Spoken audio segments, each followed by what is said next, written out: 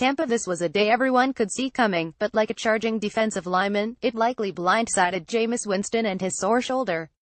After 4 weeks of watching Winston play with a sprained AC joint in his right arm that he injured in a loss to Arizona on October 15, the Bucs decided to shut down their franchise quarterback for at least 2 weeks, with no guarantee it won't be longer.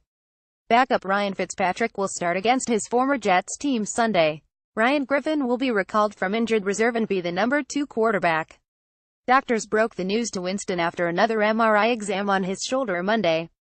He re-injured it when he was hit by Saints defensive end Alex Okafor just before halftime in the 2010 loss at New Orleans on Sunday, the Bucs' 5th in a row. Winston could not finish a game for the second time in a month. Now it's reasonable to wonder if he is finished for the season.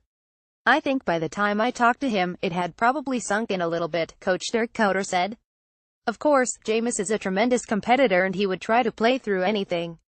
That was always the concern, that Winston with his beaming persona was going to force himself onto the field until his arm fell off.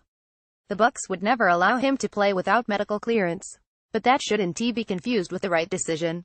Since Winston's injury, the Bucs are 0-4 and have scored a combined 9 points in the first half of all those games. You can blame the Bucs for wanting to keep putting Winston under center, especially after his performance at Buffalo. Maybe it was adrenaline, or the fact he did not take a hit on that shoulder until late in the game, but Winston wound up passing for 384 yards with 3 touchdowns and an interception in a 3,027 loss. But the fact that Winston has been injured for 4 of the Bucs' 5 straight losses may not be a coincidence. Yep, I mean you could definitely draw that conclusion, Koetter said. The problem with that is there's no way to measure it. There's no measurement for that. And because Jameis played so well the second half at Buffalo the first time, even though he came off a week where he didn't practice until Friday, you think that could be duplicated as long as he is medically cleared. Of course, his safety is first. I talked to Jameis about that earlier Monday. We have been on this losing streak since Jameis was injured, at some point in there. But there's no way to put a measurement on that. As you have asked in here, of course we would always want our starting quarterback. Most starting quarterbacks in the NFL take every rep during the week with the first unit. So that hasn't been ideal, but at the same time, at most positions in the NFL, if a guy is cleared medically to play, he is going to play. And a quarterback is not an exception to that. Koetter was deliberately vague when describing what the MRI of Winston's shoulder revealed. When asked if Winston had any kind of ligament tear, Koetter would not elaborate. I am not sure about that.